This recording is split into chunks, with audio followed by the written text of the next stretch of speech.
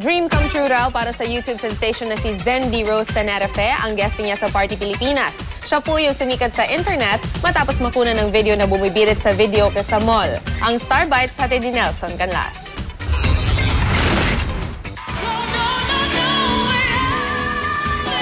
Ordinaryong guesting lang ito para sa ilan. Pero para sa YouTube sensation na si Zendy Rose, ito na ang katuparan ng isa sa kanyang malalaking pangarap.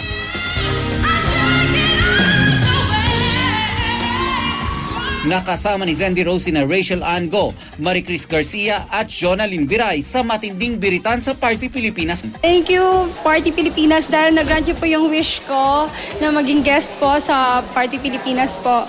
At saka kanina po, habang bumibirit po ako, yung malapit na po ako dun sa mataas na tono, nakatingin po talaga ako kay Ate Regine. Nag-eye to eye po kami talaga. Parang, oh my God, sabi niya, kaya mo yan. Naiintindihan daw ni Jonalyn ang pakiramdam ni Zendy Rose dahil maging siya ay nagsimula sa pangarap na maging isang singer at nakita niya itong matupad. Nangingilid ang kanyang luha habang kumakanta sila ni Zendy Rose. Ang advice ko para sa kanya, basta I know naman na lagi niyang pagbubutihan, siguro wag siya magbabago. Kung gaano siya ka-fond sa mga tao, sa mga fans niya, wag siya magbago.